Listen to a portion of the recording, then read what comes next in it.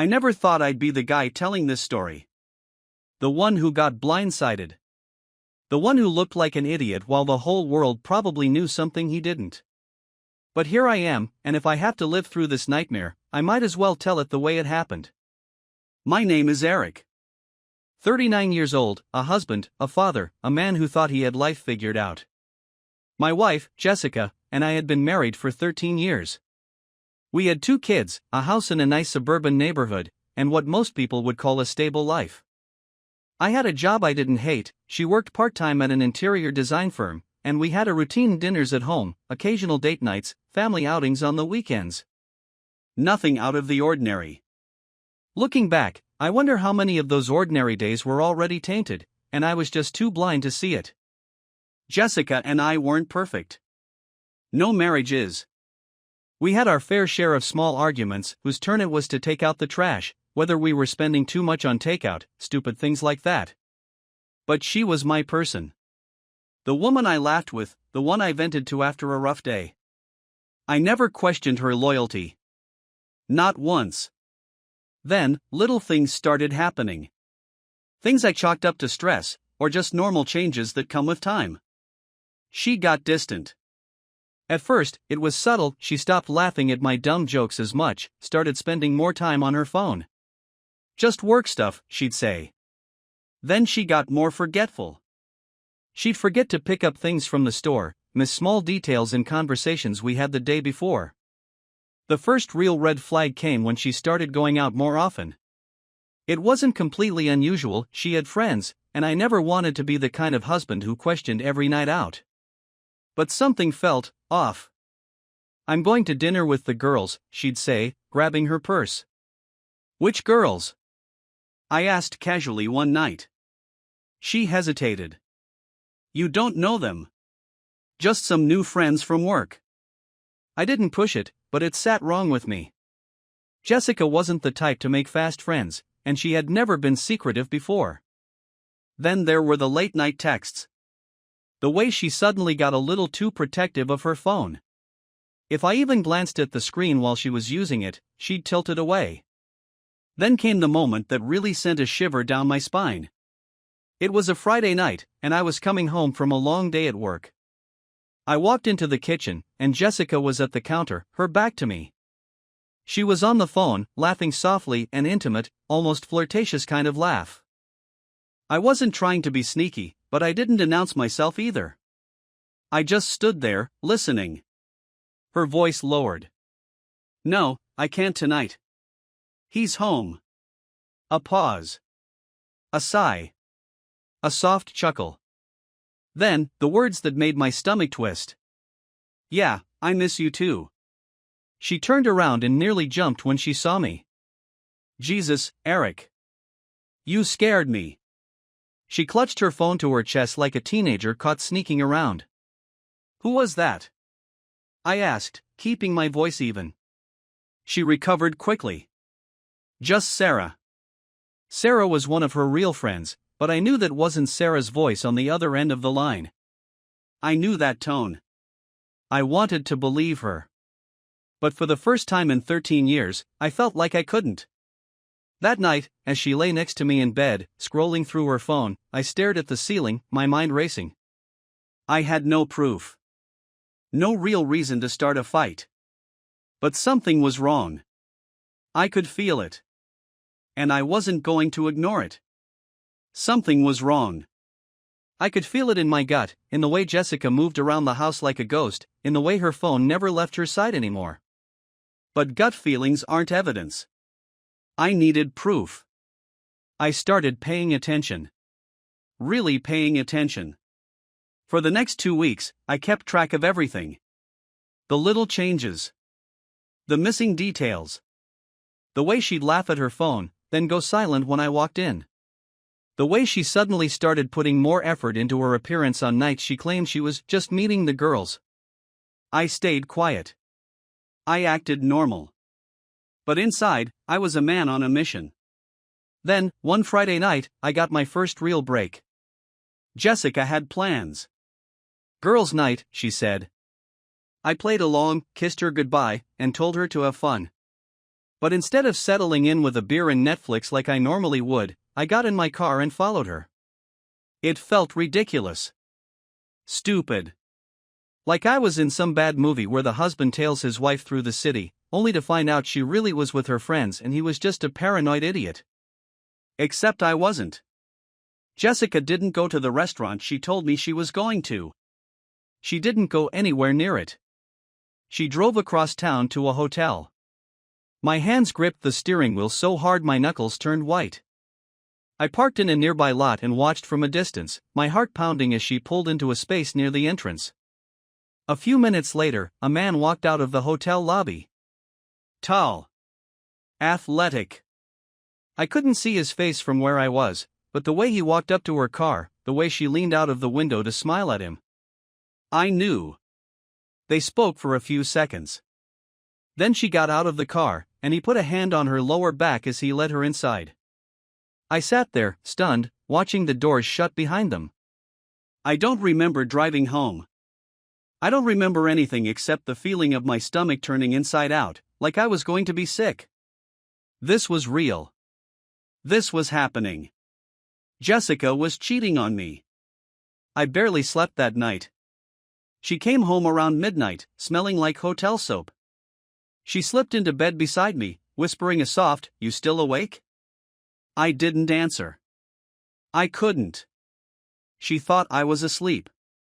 I thought about grabbing her phone, looking through her messages, but I already knew what I'd find.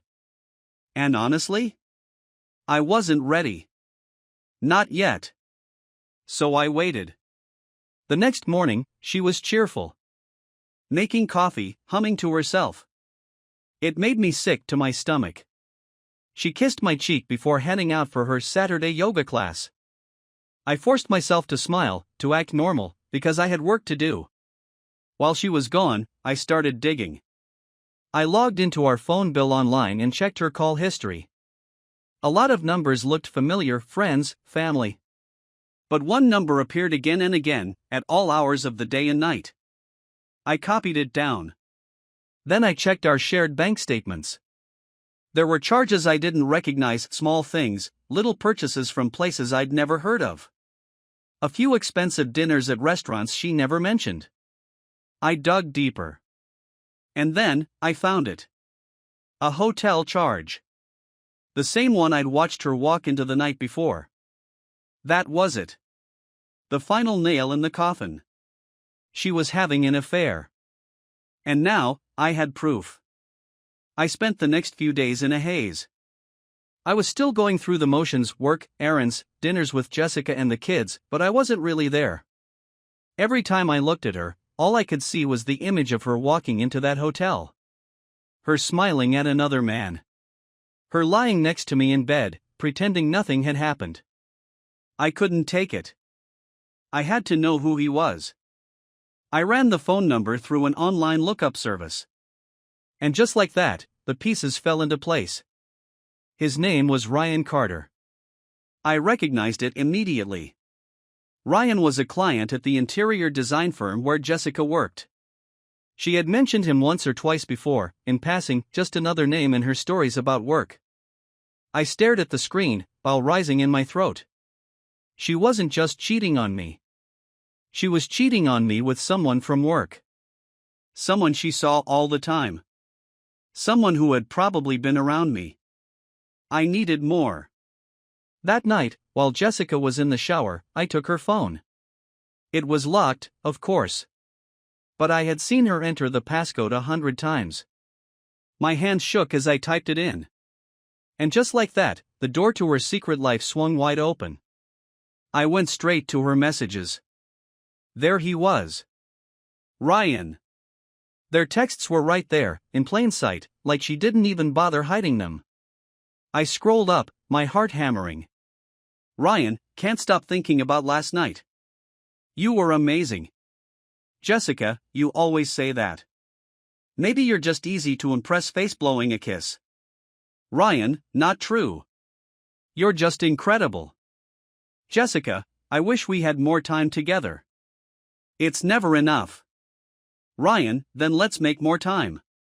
I clenched my jaw so hard it hurt. I kept scrolling. The messages went back months. Flirty conversations. Plans to meet up. Inside jokes. Then, the ones that crushed me the most. Jessica, Eric's been so distant lately.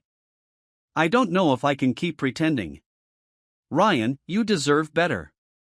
Jessica, I just feel stuck. He's a great dad, but I don't know. I feel like I lost myself in this marriage. Ryan, then let yourself be found. I couldn't read anymore. I put the phone back before she got out of the shower. Then I went into the garage and punched the wall so hard my knuckles split open. I had my proof. And now, I had a choice to make. That night, Jessica tried to kiss me in bed. I turned away. What's wrong? She asked, frowning. Nothing, I said. But something had changed. I wasn't just a clueless husband anymore. I was a man planning his next move. And I was going to make damn sure that when the truth came out, it hit her like a truck. I spent the next week in a state of controlled rage. The kind of anger that doesn't explode but simmers under the surface, waiting for the perfect moment to erupt. Every glance at Jessica felt like a betrayal, every word from her mouth sounded like a lie. But I couldn't afford to lose control, not yet. I had the proof. I had her texts, her bank statements, the hotel receipts. I had watched her walk into that hotel with Ryan, the man she had been sneaking around with for months. The only thing left to do was confront her. But if I was going to do it, I wanted to do it right. The opportunity came sooner than I expected.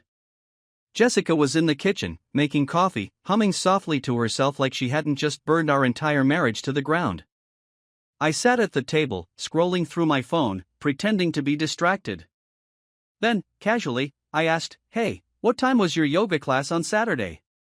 She didn't even look up. Same as always. Why? I took a sip of my coffee, watching her. Just curious. I was thinking maybe we could grab lunch afterward. She smiled. That sounds nice.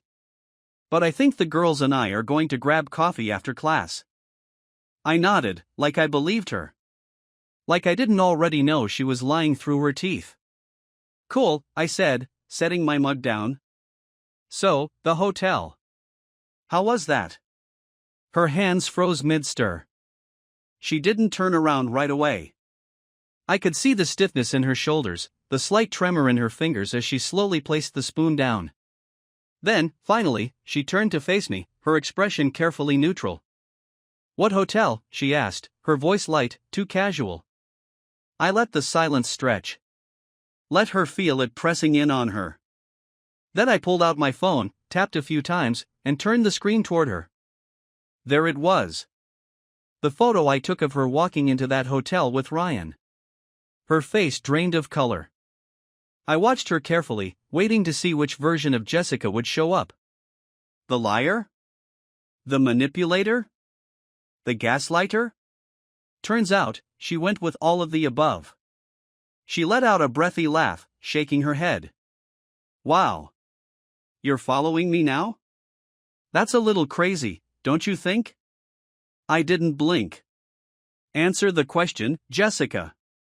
She crossed her arms. I don't have to answer anything if you're going to come at me like this. Wrong move. I leaned forward, keeping my voice calm but firm. I know everything. I know about the texts. The hotel. The dinners. The late-night calls. Don't insult me by pretending you don't know what I'm talking about. Her jaw tightened. Then, the excuses started. It's not what you think. We're just friends. I was helping him with something personal. You're making a big deal out of nothing. I let her ramble, let her dig herself deeper. Then, when she finally stopped, I spoke. I have your texts, Jessica. Silence. Her lips parted slightly, but no words came out. Then, she tried a different angle. She softened her expression, let her eyes glisten just a little, classic Jessica, using emotion as a weapon. Eric. I never meant to hurt you. Her voice was barely above a whisper. I've been feeling lost. Stuck. Like I'm drowning in this marriage and I don't know how to come up for air. I scoffed. So your solution was to sleep with another man? She flinched. It wasn't. I cut her off. Don't lie to me, Jessica. You had every chance to talk to me, to tell me if you were unhappy. Instead, you went behind my back, snuck around like a goddamn teenager, and made a joke out of everything we built. Her face twisted, and just like that, the guilt act vanished. She went on the attack. Well, maybe if you actually paid attention to me, I wouldn't have needed to go elsewhere. I laughed. Actually laughed. You're blaming me? That's rich. I stood up, pacing the kitchen. I've been here, Jessica. I've been present. You're the one who checked out. She shook her head. I wasn't happy, Eric. I didn't know how to tell you. So you told him instead? She blinked rapidly. I didn't mean for it to happen. It just did. I let out a slow breath. Right. Because people just accidentally cheat on their spouses. She pressed her fingers to her temples like she was the one suffering here. I don't know how to fix this, she muttered. I let those words hang between us. Then I said, you can start by telling me the truth. All of it. She hesitated. I waited. Finally, she exhaled sharply and dropped into the chair across from me. It started a few months ago, she admitted. Ryan, he listened. He made me feel alive again. And I know that's a shitty thing to say, but it's the truth. I clenched my fists. Did you love him? She hesitated just a fraction of a second too long. No, she said. Bullshit. But I let it slide. Are you still seeing him? She swallowed hard. Not anymore. I tilted my head. Meaning what? That you were just with him, but now that you're caught, it's over? Her lips pressed into a thin line. And that's when I knew she wasn't sorry for what she had done. She was sorry she got caught. The conversation went on for hours. There were more excuses. More justifications. More attempts to turn the blame onto me. But by the time the sun had set, one thing was clear. Our marriage was over. The woman I had built a life with wasn't the woman sitting in front of me. She wasn't the woman I had vowed to spend forever with. That woman was gone. And now, it was time for me to decide what came next. I stood up, my decision made.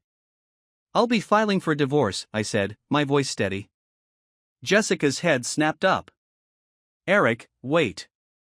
But I was already walking away. Because for the first time in months, I wasn't the one drowning. She was. And I wasn't going to save her. I barely remember walking out of that kitchen. Jessica called after me, her voice breaking, but I didn't stop. I walked straight into our bedroom, closed the door, and locked it behind me. My hands were shaking as I grabbed my phone. I hadn't expected to feel this raw, this angry, this hollow. I had imagined this moment 1,000 times in the past week, her breaking down, confessing everything, maybe even begging me to forgive her. I thought I'd feel powerful, in control. But instead? I felt like the biggest idiot on the planet. 13 years. 13 years of my life, and this was how it ended? I stared at my reflection in the mirror above the dresser. My face was pale, my eyes bloodshot. I looked like a man who had just watched his entire world collapse in real time. Because I had. And now, I had to decide what came next. I didn't come out of the bedroom that night. Jessica knocked a few times, tried to talk through the door, but I ignored her. Eventually, I heard her shuffle off to the guest room. Good. I didn't want her near me. I spent the night lying awake, staring at the ceiling, my mind racing. Divorce was inevitable. That much was clear. But the question was how? Did I go the quiet, clean route? Hire a lawyer, file the paperwork, move out, and leave her to wallow in the wreckage of her choices? Or did I take her down? Because if I wanted to, I could. I had enough evidence to destroy her life. I could send those texts to her boss. I could let everyone in our social circle know what she had done. I could make sure Ryan's wife, if he had one, knew exactly what kind of man she was married to. I could turn her world into the same kind of hell she had put me through. I just had to decide if it was worth it. The next morning, I walked downstairs to find Jessica sitting at the kitchen table, eyes swollen from crying. She looked up when I entered, like she was bracing herself. Are we going to talk?" she asked hesitantly. I grabbed a mug from the cabinet, poured myself some coffee, and sat down across from her. "We talked last night," I said. "There's nothing left to say." She swallowed hard. "Eric, please." No, I cut her off. "You don't get to, Eric, please me. You don't get to sit here and act like this is something we can fix." She exhaled shakily. "I know that. But I need to know where we go from here." I took a slow sip of coffee, then set the mug down. "I'm filing for divorce," I said flatly. She flinched, but nodded. I figured. For a second, she looked like she wanted to argue, to beg, to fight. But then her expression shifted, and I realized she knew she had lost. She wasn't going to fight for this marriage. Because she didn't want it anymore. She had already checked out a long time ago. I sat back, studying her. "So, tell me, Jess, what's your plan?" She frowned. "What do you mean? You clearly didn't expect to get caught. So what was your plan? Were you ever going to leave? Or were you just planning to keep me as your backup while you screwed around with Ryan on the side?" She hesitated. And that told me everything I needed to know. "You were never going to leave," I said quietly. "You were going to keep lying. Keep sneaking around. And you only feel bad now because you got caught." She looked away, saying nothing. I clenched my jaw. "You don't even love me anymore, do you?" She didn't answer right away. And that silence hit me harder than anything else. Finally, she whispered, "I don't know." I let out a bitter laugh. That's all I needed to hear. I pushed my chair back and stood. "I'll be moving out," I said. "I'll talk to a lawyer this week. We'll figure out custody arrangements for the kids." She looked up sharply. "Wait, custody?" I scoffed. "What, you thought we were just going to pretend everything is normal for them?" She ran a hand through her hair. "Eric, please. Can we take a few days? Think about this?" "No," I said. "I've already thought about it. We're done." And with that, I walked away. That afternoon, I met with a divorce attorney.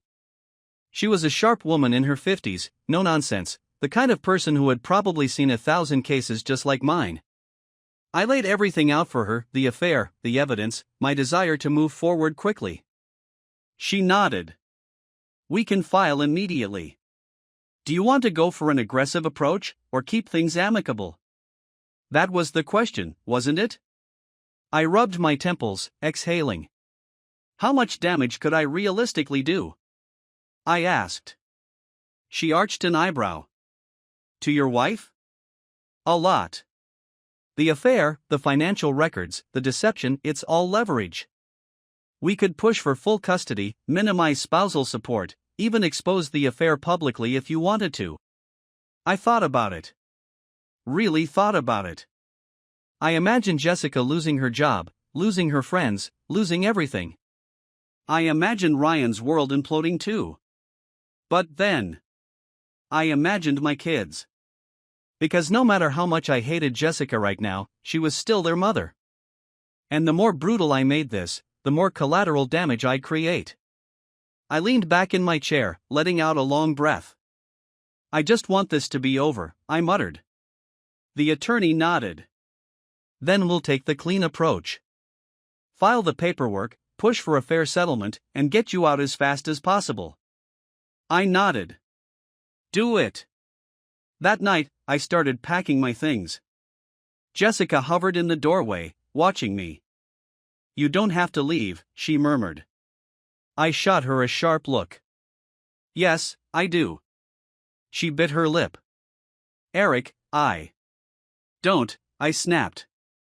You don't get to Eric me anymore. You made your choice. Her eyes filled with tears. I never wanted to lose you. I let out a humorless chuckle. Then you shouldn't have cheated on me. She flinched, then looked down. I grabbed my bag and slung it over my shoulder. For what it's worth, I said, pausing at the doorway, I really did love you. Her breath hitched. I know. Then I walked out. And this time, I wasn't coming back. I drove away that night without looking back. For 13 years, this house had been my home. A place where I built a life, where I thought I was safe. Now, it was nothing more than a crime scene, evidence of a betrayal so deep I could still feel the blade twisting in my back. I stayed at a hotel for the first few nights. Not because I had to, but because I needed space. Space to breathe. Space to think. Space to not be around Jessica. The text started on the second day. Jessica, Eric, please, can we talk? Jessica, I know I hurt you. I need to explain. Jessica, please don't shut me out like this. I left her on read. By the fourth day, my lawyer had sent over the divorce papers. I met Jessica at a neutral spot, a quiet coffee shop on the other side of town, away from prying eyes. She was already sitting when I walked in, stirring a cup of tea she wasn't drinking. She looked bad. Dark circles under her eyes. Face pale. She wasn't wearing makeup, and I couldn't remember the last time I'd seen her like that. For a moment, just a moment, I felt a flicker of sympathy. Then I remembered what she had done. I pulled out the divorce papers and slid them across the table. Jessica didn't reach for them. She just stared at them, like they were some kind of foreign object. This is really happening, huh? She murmured. Yeah, I said. It is. She exhaled slowly. I don't even know what to say. I tilted my head. How about I'm sorry? She looked up at me then, something unreadable in her expression. I am sorry, Eric. More than you know. I leaned back in my chair. That's funny, because it sure as hell didn't seem like you were sorry when you were sneaking around with Ryan. She winced. I deserve that. You deserve a lot more than that. She swallowed hard. I didn't mean for any of this to happen. I let out a humorless laugh. Right. Because you accidentally texted him. You accidentally met up with him. You accidentally checked into a hotel with him. She sighed, rubbing her temples. I know it sounds like bullshit. That's because it is bullshit, Jessica. Her eyes flashed with something, frustration, maybe. Eric, I never stopped caring about you. I scoffed. You sure as hell had a funny way of showing it.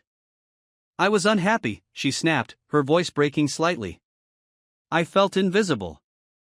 Like I was just going through the motions, day in and day out, and I didn't even recognize myself anymore. And Ryan, he made me feel seen. I clenched my jaw. And you couldn't tell me that? Her lips pressed into a thin line. Would you have listened? That hit a nerve. I wanted to say, of course, that I would have done anything to fix things. But the truth was, maybe she had tried. Maybe there had been signs, small moments where she pulled away, where she hinted at something being wrong. Maybe I had missed them. But that didn't make what she did okay. I exhaled sharply. It doesn't matter now. She looked down at the papers again. I never wanted this. Neither did I. Silence stretched between us, thick and suffocating. Finally, she whispered, "Do you hate me?" I stared at her, searching for the answer. Did I? I wanted to. God, I wanted to. But hate takes energy. And I was just tired. No, I said finally. I don't hate you, Jessica. But I don't love you anymore, either. Her breath hitched slightly, and for the first time since this all started, I saw real pain in her eyes. But it was too late. She had made her choice. And now, I was making mine. We finalized the divorce within 3 months. Jessica moved into a smaller apartment, and I kept the house, for now. It didn't feel like home anymore, but I wasn't ready to let go of it just yet. The kids took it hard. I did my best to shield them from the details, but they weren't stupid. They knew something had broken between their parents, something that couldn't be fixed. I saw them as much as I could, tried to be the best dad possible despite the wreckage of my personal life. And Jessica? She faded into the background. We kept things civil for the sake of the kids, but beyond that, we became strangers. Once, about 6 months after the divorce was finalized, she sent me a message. Jessica, I hope you're doing okay. I stared at it for a long time. Then I deleted it. Because I was okay. Or at least, I was getting there. Divorce is like a funeral, except the person you're mourning is still alive. The paperwork was signed. The lawyers were paid. The rings were taken off. And yet, even after it was all said and done, I felt stuck in limbo, like a man standing at the edge of a cliff, unsure whether to jump or just let the wind push him over. Jessica was gone from my life, at least in the way that mattered. We exchanged stiff, polite words when it came to the kids. But beyond that? We were ghosts to each other. At first, I thought that would make things easier. But the silence had weight. And some nights, when the house was too quiet, I caught myself listening for a voice that wasn't coming back. That was the worst part of it all, not the betrayal, not the anger, but the absence. Because for 13 years, she was the person I talked to at the end of every day. She was the one who knew me best. And now, she was just gone. The truth is, I didn't know how to be alone. Not really. The empty house. I tried to stay busy. I threw myself into work, took up running again, even tried reading some of the books that had been sitting on my shelf for years. Anything to keep my mind from drifting back to her. But the house was a problem. Everywhere I looked, there were reminders of our life together. The stupid throw pillows she loved. The dent in the wall from when we tried to move the couch by ourselves. The coffee mug she had bought on a whim because she thought they were cute. It wasn't just a house. It was a museum of our marriage. And I hated it. One night, I came home from work, stared at the living room for a long time, then made a decision. I grabbed a trash bag and started purging. The pillows? Gone. The mugs? Gone. The pictures of us on the beach, the anniversary cards, the scented candles she swore made the house feel cozy? All of it gone. I worked like a man possessed, tearing through every room, every shelf, ripping out every trace of her. By the time I was done, it looked like a stranger lived there. And maybe that was the point. I wasn't the man I used to be. And I didn't want to live in a house built on lies. An unexpected encounter. It was about 2 months later when I ran into her. Not Jessica. Him. Ryan. I had stopped by a local bar after work, just to have a drink and unwind. It wasn't my usual spot, but I didn't feel like going home yet. And that's when I saw him, sitting at the far end of the bar, laughing with a couple of guys, looking completely unfazed by everything he had done. He didn't see me at first. I should have left. Should have ignored it, should have been the bigger man. But I didn't. I walked up to him, slow and deliberate, and when he finally looked up, his smile dropped. "Eric," he said, shifting in his seat. "Didn't expect to see you here." I stared at him, at the man who had helped tear my marriage apart, and I felt something cold settle in my chest. "You look good," I said, voice flat. He hesitated. "Look, man. Don't." I pulled out the stool next to him and sat down. The bartender came over, and I ordered a whiskey, neat. Ryan stayed quiet, watching me like I was some kind of bomb waiting to go off. And maybe I was. After a long silence, I finally spoke. You still with her? His throat bobbed as he swallowed. No. I let that sink in. So, what, you wrecked my marriage and then just moved on? He sighed, rubbing the back of his neck. It wasn't like that. I let out a dry laugh. It's exactly like that. More silence. I could tell he didn't know what to say. And honestly? I didn't either. I could have punched him. Could have caused a scene. Could have let all the rage that had been festering inside me finally explode. But instead, I just took a sip of my drink. And then, calmly, I said, "You ever been cheated on, Ryan?" He blinked. What?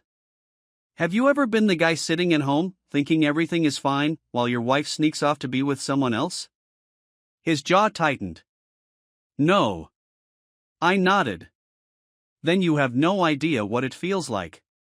And with that, I threw a few bills on the bar, stood up, and walked away. Because at the end of the day, he wasn't worth it. The final goodbye. Jessica and I barely spoke after that. We kept things civil for the kids, but any warmth that had once existed between us was gone. Then, one night, I got a text from her. "Jessica, I think we should meet. One last time." I almost ignored it. Almost told her to go to hell. But something in me needed to close this chapter properly. So, against my better judgment, I agreed. We met at a quiet park, a place we used to take the kids when they were younger. She was already there when I arrived, sitting on a bench, looking smaller than I remembered. She looked up as I approached, offering a tentative smile. "Hey." I sat down beside her, keeping a careful distance. "Hey." For a while, we just sat there, listening to the wind rustle through the trees. Finally, she spoke. "I wanted to say I'm sorry," she said softly. "Not just for what I did, but for how I handled everything after." I nodded slowly, letting her words settle. "I know I can't undo any of it," she continued. "But I want you to know. I did love you, Eric. For a long time." I exhaled, staring out at the trees. "I loved you too," I said. "That's what makes this so fucking sad." She looked down at her hands. "Do you think we'll ever be friends again?" I didn't even have to think about it. "No." She flinched, but nodded. I figured. I turned to look at her, really look at her, one last time. "This is the last time we do this, Jess," I said. "No more texts. No more meetups. We move on. For real." Her eyes shimmered with unshed tears. "Okay." And just like that, it was over. I stood up, gave her a final nod, and walked away. Not with anger. Not with regret. But with the quiet acceptance that some things are meant to end. And for the first time in a long time, I felt free. The conclusion, a new beginning. It took time. It wasn't easy. But I built a new life for myself. I traveled. I made new friends. I went on dates. And one day, I woke up and realized I was happy again. Not in the way I had been before, but in a way that was entirely my own. Because in the end, the worst thing that ever happened to me turned out to be the best thing that ever happened to me. And for that, I was grateful.